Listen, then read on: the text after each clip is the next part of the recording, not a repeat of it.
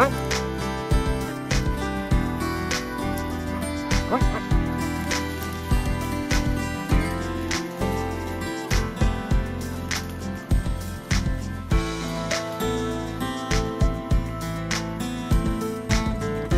Come on.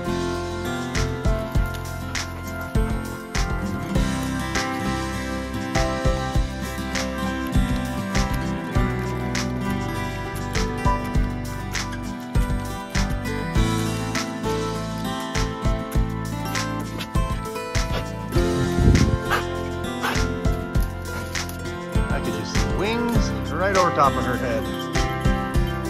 Down that stuff. You're not gonna have any shots at it. Tuck back onto that balsams. Now, out this way, shooting's not terrible. Shooting's not terrible. We flushed 3, got 1, missed 1, and then had 1 no shot. I guess that makes 4, so 2 no shots. Well, we ain't gonna be skunked. Just got a woodcock anyway, so let's walk up, see if we can find it. Fetch bird! Fetch bird! Dead bird! Dead bird! Where's it at, girl? Atta girl, you got it. Good dog, come on. Good dog. Well, got ourselves a woodcock anyway. Nice sized bird too. Pretty bird. Kinda hammered it back here in this thick stuff, but we're gonna walk down. There's a beaver pond here. I'm gonna let the dog swim and get wet, and who knows, maybe there'll be a few more of these guys floating around down by the beaver pond.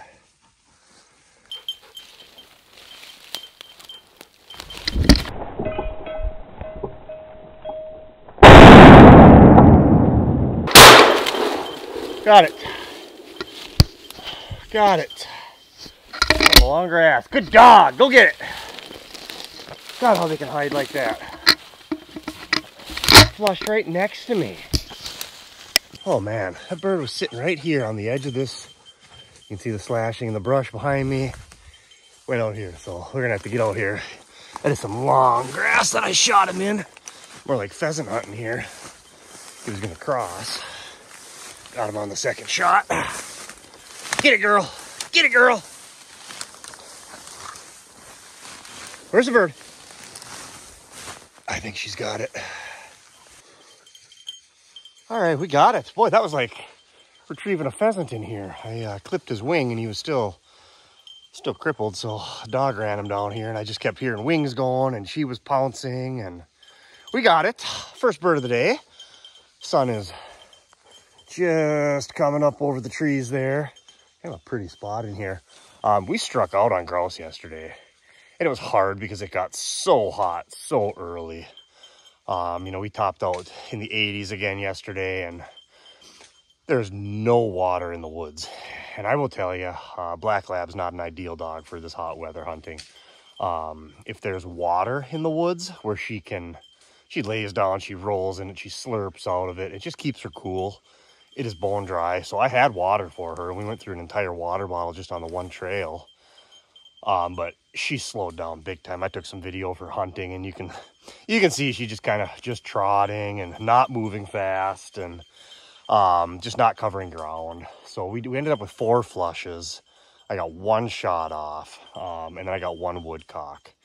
And then we headed for home. And I kind of kicked around maybe going out in the evening, but it just got too hot. So I mowed some grass and hung around the house and figured I'd get after it this morning, but we have a change in our game plan this morning. I had walked that same trail earlier in the week. I had like an hour and a half after work to get out, and I had 9 flushes. And then yesterday, I only flushed 1 bird on the trail. Everything else came like making loops off the trail. I had a 4-wheeler drive up the trail behind me, which again is stupid. You know, with a truck parked on a gated walking trail. There's so many of those trails out there. There's so much property to hunt out there. You know, why do you want to drive in behind another hunter? I mean, it's kind of like saying, would you drive the trail, stop, turn around, and then go drive it again? It just doesn't make sense. And he probably doesn't know I'm walking it with a dog, but you know, walking that entire trail, I cover the whole trail, and then I get off trail on a couple of the ends. So it probably takes me a little bit longer than a normal person to walk the trail, but we cover it hard. I would never get to the truck, get a drink of water, and then turn around and walk it again. So, you know, driving in behind people is stupid. Not only are you heading at each other with guns looking to shoot birds, you know, I don't want to get shot in the face. I don't imagine anyone else wants BBs sent their direction. So just be smart. You know, it's not illegal. You can't stop people from being dumb, but it doesn't make sense. So anyway, our change in game plan today was to get the heck off the trails. Like I said, I went from flushing, you know, 10, 12 birds last weekend on those trails to 9 midweek to 4, and then just four-wheeler traffic everywhere. It's hot. I think it's a nice, you know, time of the year for people to run four-wheelers. So I'm going to get off trail. It's a little thick yet. Usually I wait till the leaves have come down a little bit, but I don't know. I want to try to get some flushes and try to find some birds. So we're about a half hour into this spot. We've got 2 flushes. Honestly, I should have had some good shooting at the other bird, but Nala came down this edge. I decided to break and go right, and you know, of course, the second I did that, she flushed one up. So anyway, I'm gonna put the grouse in my pouch. We're gonna get back to walking.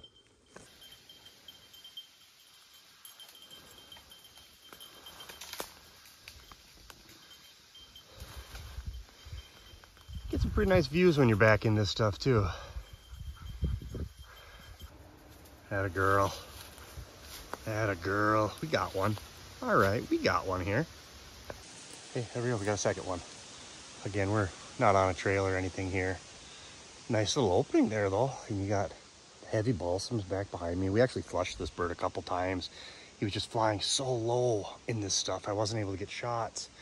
And then we hit, like I said, just a little opening there, and he flew high and out and straight away from me. So it's a really pretty nice bird too. So we got 2 birds on the morning. I don't know, all off trail. We have not been walking trails, but we're gonna make a loop up around here and see what we can do.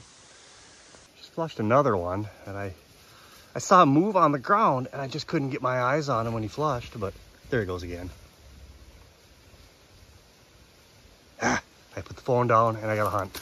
But what I'm saying is it's thinning out. You can actually see, and you can actually get some shooting back in here. Oh, pretty nice stuff up in here.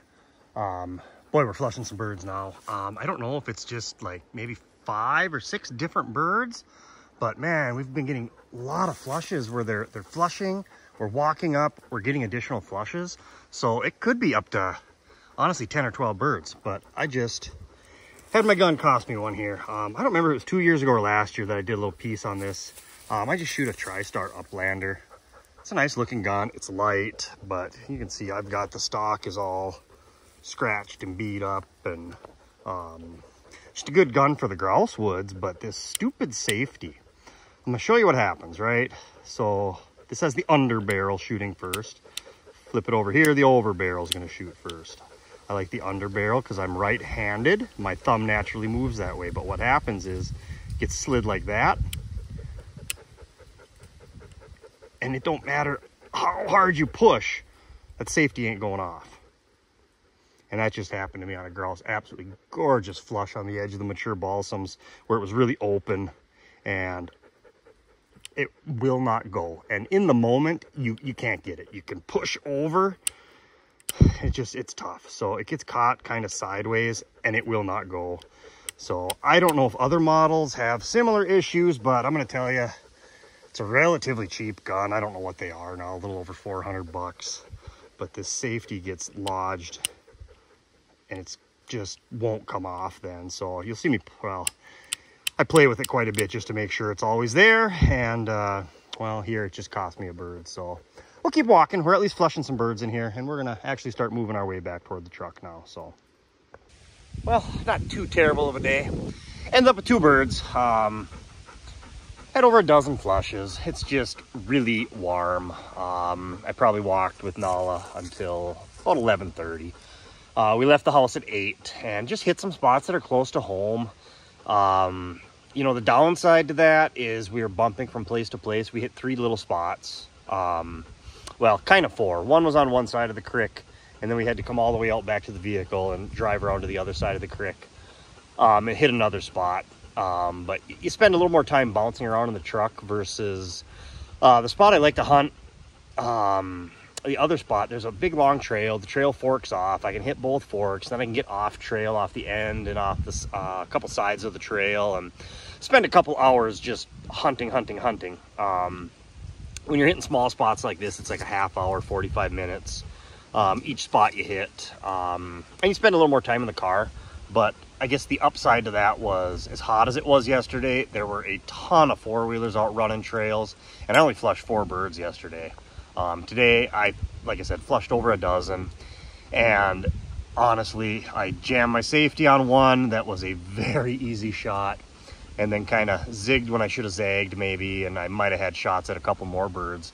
But the cover in the aspens is starting to come down, but most of the grouse I'm flushing were not in the middle of the aspens, but they were on the transitions. They were on the edge of that beaver pond, they were on the edge of the brush, in the balsams. So just something to key in on, right? If you have a big area of slashing, you know, 10, 15-year-old aspens, kind of hitting the edge, hitting the transitions has been a lot more productive than just walking right through the middle of it. And it's hot, and my goodness, thankfully, we're going to have some cooler weather finally move in. It's going to cool down midweek. We should have frost. The way it's looking, Thursday night, maybe Friday night, we're going to have frost. So get some of the cover down, get the birds out, and hopefully we'll have a good weekend next weekend. Because this weekend was pretty poor, but we're kind of that transitionary weekend where the cover is starting to come down, but it's still up thick, and it is, unfortunately, like I said, yesterday was like 83, 84, and hunting dogs, that's pretty tough to hunt in that kind of weather. So I guess we'll see you back out here next weekend.